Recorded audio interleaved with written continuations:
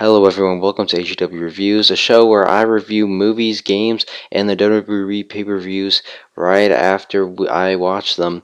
And now I'm going to review Robocop, the Robocop remake. I almost said remake. The Robocop remake. I almost said it again.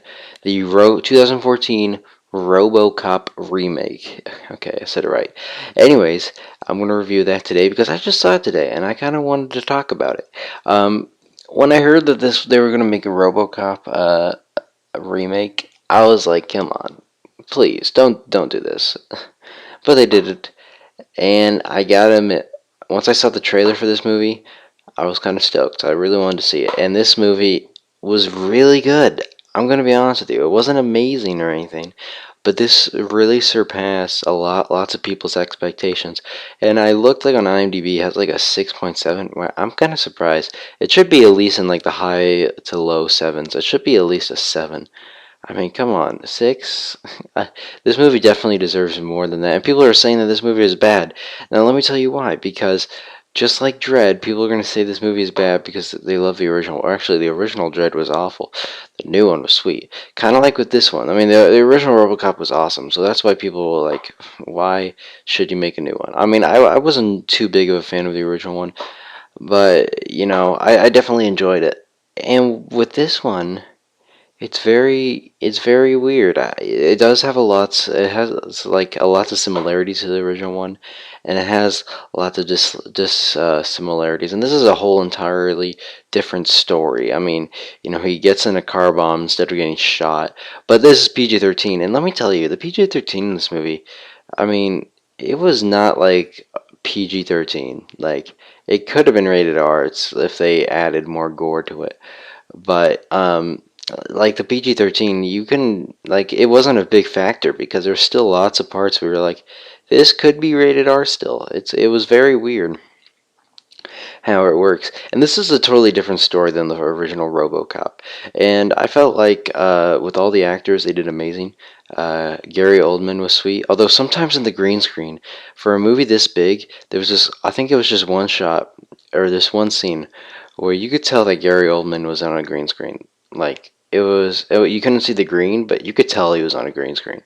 Uh, him and Michael Keaton in the shot, and when you see the movie, you will know it's just this one. It's just this one scene, too. And I'm just like, seriously, you couldn't have just put like you couldn't have just fixed that. It doesn't look like it takes a lot to fix. I mean, they could have just done a little bit more, and maybe they just like were just got lazy and they had to like rush it. Which I have the feeling that's what happened, or for some reason their budget just went overdone for one scene. Anyways, Gary Oldman was amazing. Michael Keaton was awesome too as the bad guy. I think Gary Oldman was the best. Samuel L. Jackson had some like he had like his own news show, and every now and again he had an amazing opening scene with him. And he every like during the movie we would cut to him in his newsroom, and he was told and like there was like this law about wanting robots to be on the streets. I mean, it's a very interesting movie. It was it was goodly paced. It was well directed. Although with the direction, there were lots of times where it was very shaky, the camera, and it didn't need to be. Like there were times where it would have awesome. Like there was some times where like the cinematography was awesome. Like it was like a wide shot, and the camera was moving awesome. I mean, it looked amazing.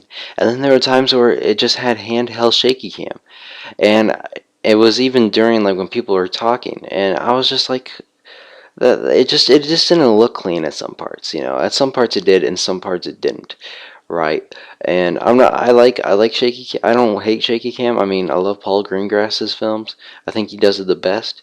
But with this movie, it kind of didn't work because there were just times where you had like a stable shot and the camera was moving amazingly, and then all of a sudden you had a shaky cam shot, and it just didn't flow like 2003 Old Boy film, a Korean film, Old Boy, probably one of my favorite movies of all time, where it was handheld, kind of shaky cam, but at the same time it was those stable shots with the amazing cinematography, and that worked out well. But I felt like in this movie it didn't. Although the cinematography for the action, you could still tell what was going on, even though sometimes it was handheld.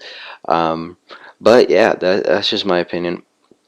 But Joel Kidman, I think that's his name. I think that's how you pronounce his name. He played Robocop in this movie. He was really good as Robocop. I thought he would just be like one-dimensional robot, but at least for me, I didn't find him that way. He had lots of elements, and he brought the emotional part very well. His wife was also really good in this movie too. I don't know her name. She's pretty hot, but she was really good in this movie too. I mean, she had a lots of emotional scenes, and it was very. She was really good, and this movie was an hour and 48 minutes long, right? I believe that's how long it was. It was at least an hour 40 something. But this movie felt like it was 2 hours and like maybe 10 minutes. I mean, the movie feels long, but it's not a long movie. And there are some boring parts, but isn't like, oh no, oh, let's just get back into the action. No, it was interesting dialogue and everything interesting was happening, but for some reason it just felt longer than an hour. Like an hour 48 is perfect. It's not long at all, but for this movie, it felt like this movie was longer than what it actually was. For some reason, like I checked my phone and we were like an hour through the movie, and for some reason it felt like we were like an hour 30, maybe an hour 4. I don't know, it felt longer than what it actually was, which it isn't bad, but at the same time, for a movie that like does have some boring parts, like the movie does get boring sometimes, but at the same time there's great character development too. I think I was really surprised with the character development, and my and the Robocop. Let's talk about Robocop. The suit. The suit kind of looked weird in the trailer, right? It didn't look like he would like you know be this premising figure with who's really tall, and like he looked really short in the trailers. Like with the original Robocop, he was this big, tall dude, and he was just menacing, and he was how do you call it? He was kind of like the Great Khali, I guess, but in RoboCop, like anyone was going to be afraid of him. But in the trailers, I didn't think they would pull that off because he looked like this small kind of dude. But in the movie, it really does translate well. So yeah, I mean, sometimes the writing was a little bit weird. They would say things that I was just like, what? Okay. Um, Again, that is just me though. But other than that, I mean, everyone acted well. The directing was very good, and the movie overall was very entertaining. I was having a fun time watching it, um, and it does look beautiful too. I didn't get to see it in IMAX, but there was like it did look beautiful. Like like besides the one Gary Oldman part, the CGI looked good. And I mean, the opening scenes in this movie before the title credits, wow, that was really good. It was very very good.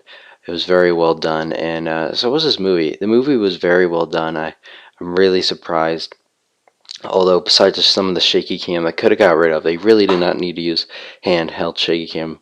If they just like stood to one style, like I don't know. I just felt like you can do both styles, like handheld and stable cam. Uh, but like how Oldboy did it, the 2003 Korean Oldboy movie did. But like you have to be very precise at it, and you have to make it work. You have to have some fluency in it.